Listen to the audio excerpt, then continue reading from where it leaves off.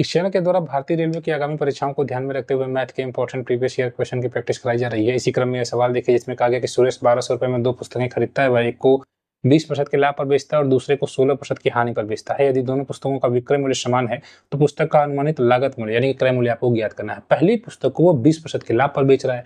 20% का मतलब हुआ 1/5 यानी कि 5 की कोई वस्तु को 6 में बेचा जा रहा है।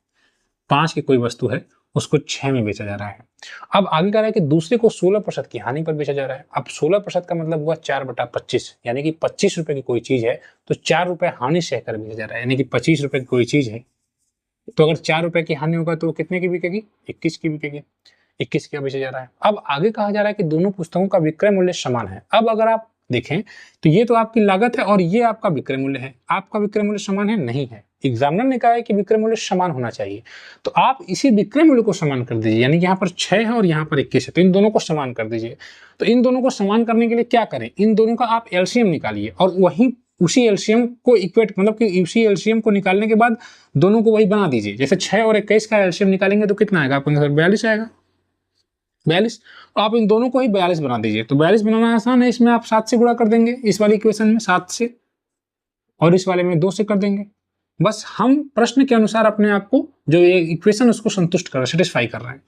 तो यहाँ पर देखिए 42 हो गया विक्रय मूल्य, यहाँ पर भी विक्रय मूल्य 42 हो गया और यहाँ पर 25 गुना 50 हो गया क्रय मूल्य, और ये 5 7 35 हो गया, ये क्रय मूल्य हो गया। तो अब आपको देखिए क्रय मूल्य भी निकल गया और विक्रय मूल्य भी निकल गया। जो उन्होंने बात कहा है कि दोनों पुस्तकों का विक्रय मूल्य समान होना चाहिए, तो देखिए समान हो गया। अब आपसे पूछा जाएगा पुस्तक का अनुमानित लागत मूल्य बताइए, तो एक का है 35 यूनिट और दूसरे का है 50। कुल मिलाकर अगर देखें तो 35 और 50 हो जाएगा 85 यूनिट। कितना यूनिट हुआ फ्रेंड्स? 85 यूनिट। लेकिन इन्होंने कहा कि 1200 रुपए में 2 पुस्तकें खरीदी गई हैं, तो आपका 85 यूनिट 1200 को बता रहा है। तो 85 यूनिट 1200 को बता रहा है, तो अलग अलग इन दोनों की वैल्यू निकाल लीजिए, क्रय मूल्य निकल जाएगा। तो इसको 5 से काटिए, ये हो जाएगा 17 यूनिट और ये जाएगा 5 दूना 10, फिर 4, फिर 0, 240 हो जाएगा। अनुमानित लागत मूल्य पूछा गया, तो 17 यूनिट अगर 240 को बता रहा है तो 17 का डबल करेंगे 34 यूनिट हो जाएगा, होगा ना? तो 240 का डबल करेंगे लगभग 480 के आसपास हो जाएगा, थोड़ा सा ज्यादा है 1 यूनिट। तो आपसे यहाँ पर अनुमानित पूछा है और यहाँ पर देखिए 50, तो 17 तिया 51 होगा। तो आप 17 तिया 51 यूनिट की वैल्यू निकालें तो 240 का 3 गुना करें तो 720।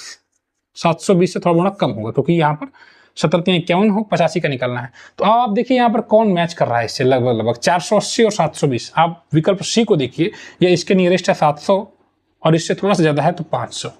तो इस प्रकार से विकल्प सी सही है। ऐसे आप सवाल को लगा सकते हैं। यहाँ पर हमने सेम किया है, चूंकि इन्होंने कहा है कि दोनों का विक्रय मूल्य समान है, तो सेम करके आसानी से आप सवाल को लगा सकते हैं। अगर आप रेलवे की तैयारी करते हैं तो इस चैनल को सब्सक्राइब करें। धन्यवाद।